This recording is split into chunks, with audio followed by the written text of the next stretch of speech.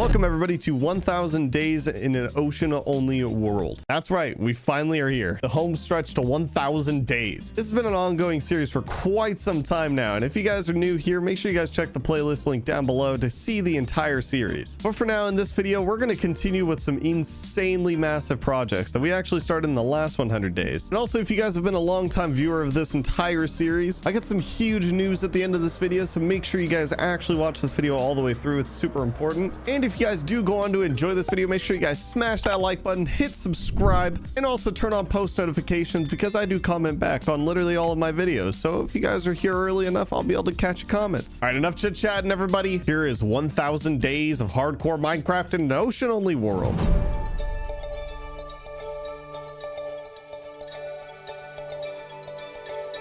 And so it begins. Now I got this.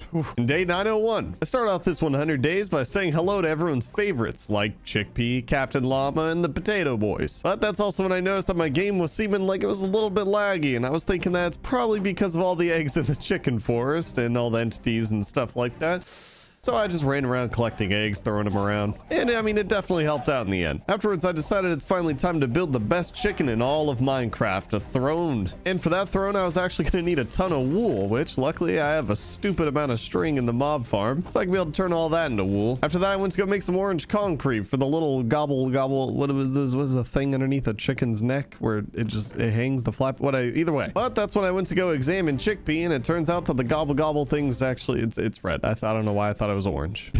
And so after I hate myself, Jake. And so after making some more colorful concrete, it was time to begin the game of building the throne. And yes, of course, my goal is to make this thing look like a giant chicken. And yes, there was also a lot of chickens that got lost out at sea during the building process. But honestly, I think that's kind of a good thing. We need to clear out some areas here. And okay, I know the throne turned out a little ugly, but don't worry, I end up changing it later on, so just relax. It's fine. Just accept the fact that it's ugly for today, okay? And on day 902 to 904, I start off the day by strapping up Chickpea to the new throne, where he can lead his chicken army with an iron feather. After that, I decided to go down into the caves because in the last 100 days, everyone was commenting of saying that I actually did find a slime chunk, which I didn't even see that there was a slime in the background. I had no idea. So I went to go double check so I could be able to find that slime chunk. But to be able to find that chunk, I had to fight through tons of mobs just to be able to make room for a slime to spawn. And after finding that slime chunk, I brought up the chunk borders and I began mining out the entire chunk just to be able to have it wide open, as many slimes to be able to spawn as possible. After that, I began fencing off the entire thing. And then afterwards, I went to go hang out with the flower enderman for a little bit to be able to give the slime some time to spawn. But when I went back down there, the chunk was just full of tons of mobs. Yep, no, literally no slime. So I'll definitely have to figure out how this works later. Day 905. Remember when I said that I was going to fix the Chimkin throne? Well, today's the day, because this is also when I realized that it was really ugly.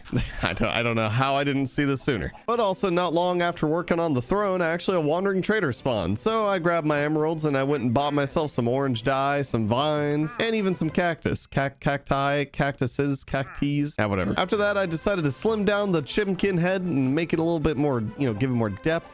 It looks prettier now. I mean, you agree? Come on now. I think it's infinitely better. And on day 906, I made my way into the nether and flew up to the XP farm so I could be able to heal up my shovel because I'm going to be putting that thing to work soon. So I pretty much just AFK'd so I could be able to get tons of XP and heal up all my tools. And of course, I grabbed all the gold out of the auto sorter as well. And on day 907 to 910, we're back at home, but not for long because we got to go fast travel all the way over to Sand Island. My goal coming over here was pretty much to shovel up every single piece of sand on the island. I mean, now this island's been good to us. It's had a lot of sand, but I'm going to need a ton for some upcoming projects. And we've always been worried about the day that this island will eventually just run out of sand completely, but it's finally time. I'm gonna rob it completely blind and leave it naked. Oh, that sounds weird. Either way, there's not going to be any sand left on this island. I mean, look at it. It's just barren now. You have no reason to ever come back here. Thank you, Sand Island. I appreciate you.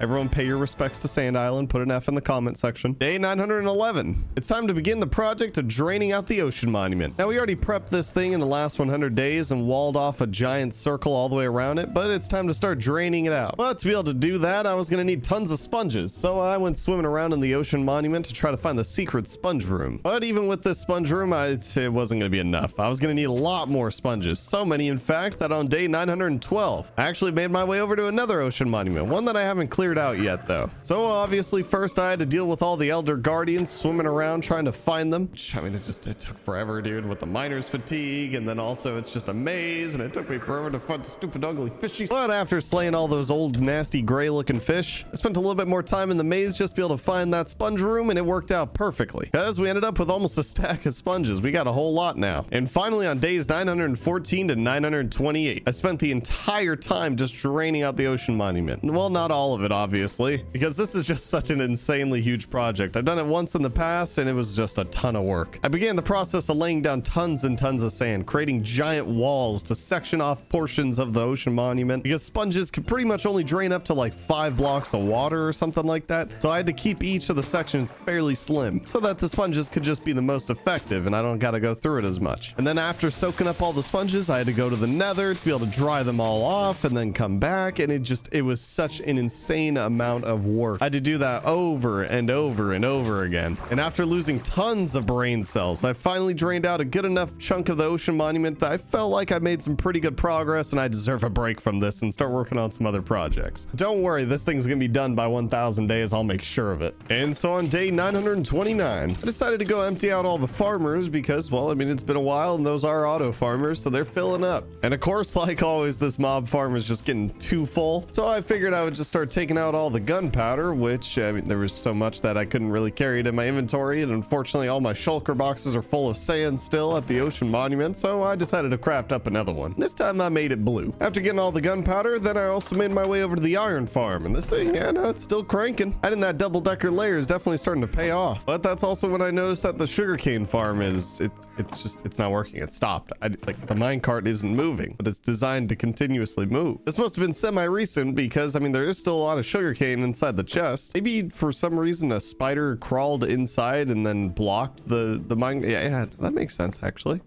Yeah, either way, I fixed this thing up, got the minecart going again, and I even blocked it off just to make sure that no spider was ever going to crawl in there again. And on day 930 to 931, I decided to get a jump on the next big project after the ocean monument, but that's going to require a ton of blocks from the end. In the last 100 days, I practically leveled out a giant end city, and today I pretty much plan to do the exact same thing. So I made my way over to another giant end city and just began mining away.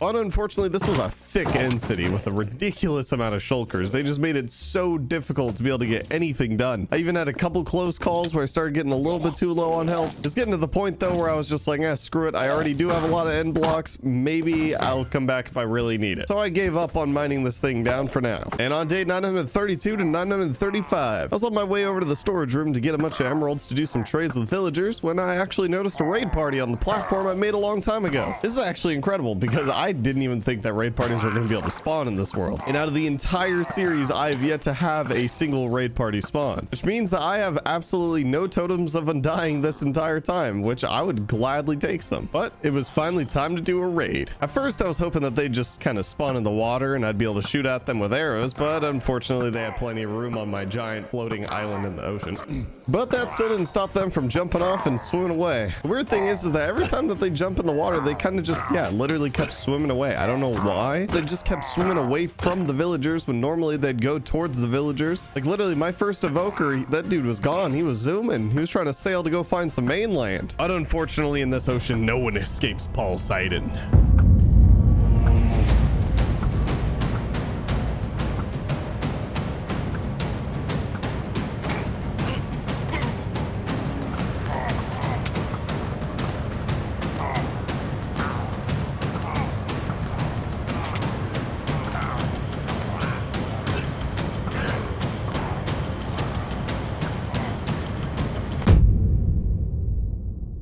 And after a couple days of giving everyone the clapping, the raid was finally complete, and I managed to get 4 totems out of it.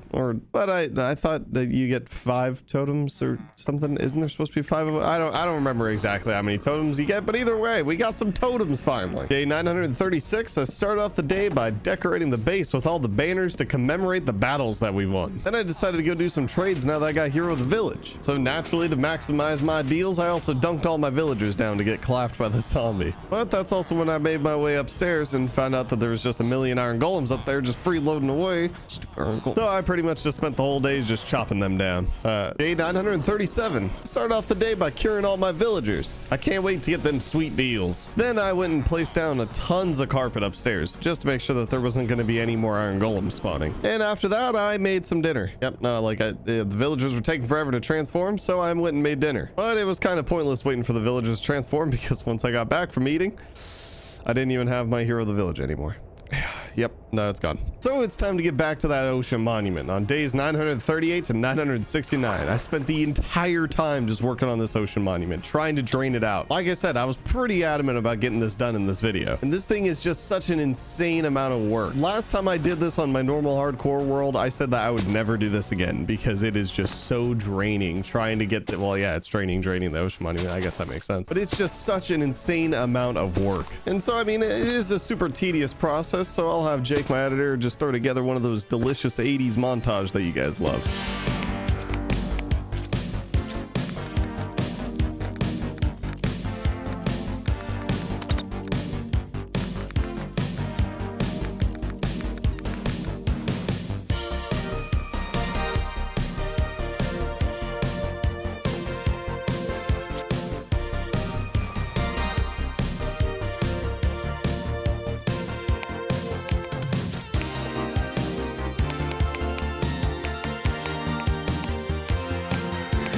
Is that another pillager? I got another pillager squad roaming around. I can't believe I've already gotten 2 in this 100 days compared to this entire series I've had 0. Either way, after tons of sponging and dropping sand, the ocean monument was completely drained. Well, on the outside, that is.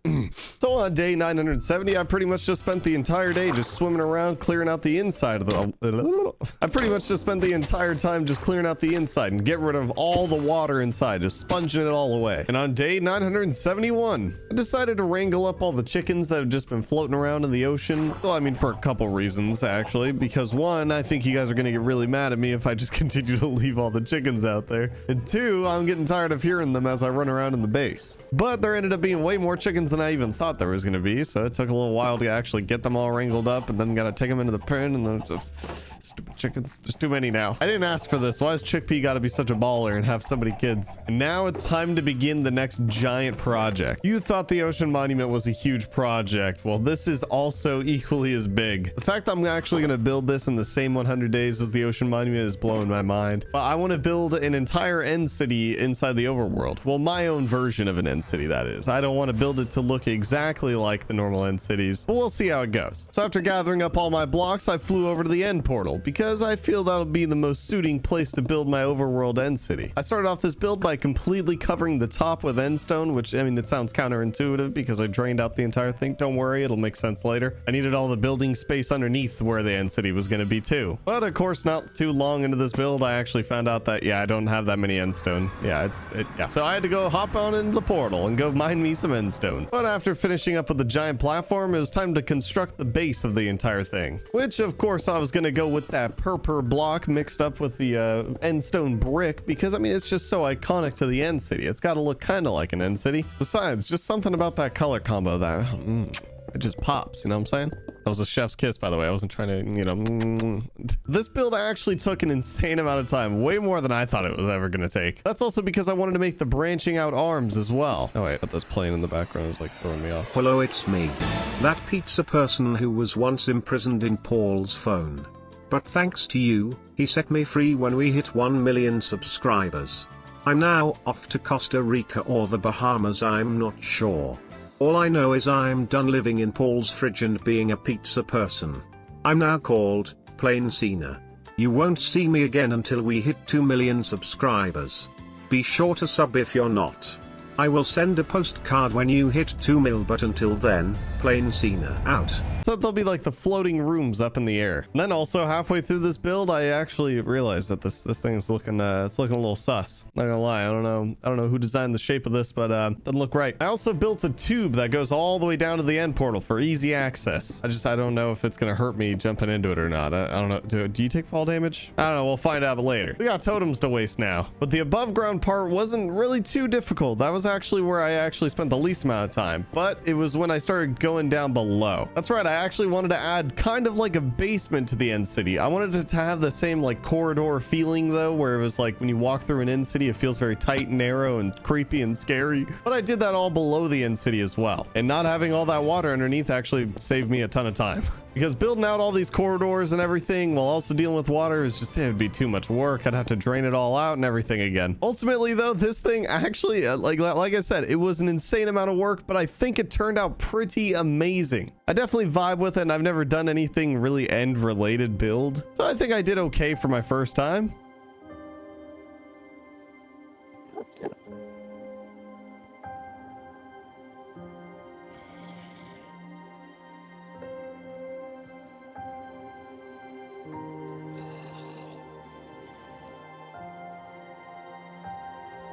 And then finally on day 999, at the home stretch, the finish line to hitting 1,000 days. Now I actually did spend majority of the day just walking around, looking at everything that we've achieved in these last 1,000 days, visiting all the favorite characters throughout this series, just to be able to get some B-roll because I actually wanted to talk about this series. Unfortunately, in this world, I actually can't update it to the most recent updates. And I really want to continue playing on it, but you just run out of things to do in the ocean. And I don't want to continue to force myself to build things, and it kind of ruins the series. I'd rather make each video feel more purposeful and everything. So because this is a custom world, and if I do update it, then it completely ruins the generation, and it'll start generating like normal mainland, like a hardcore series. So I was going to do a poll on Twitter, and if you guys don't have Twitter, don't worry, you can just comment down below. I mean, I check the comments. I want the feedback of whether or not I should update this world to 1.17 and turn it into a normal hardcore series where there will be mainland and stuff and not the ocean anymore, or I start a completely new, authentic, original 100-day series that is just insane and amazing. Comment down below. And if you guys did enjoy this video though, make sure you guys smash that like button. Don't forget to subscribe if you guys are new here, and I will see you guys in the next one.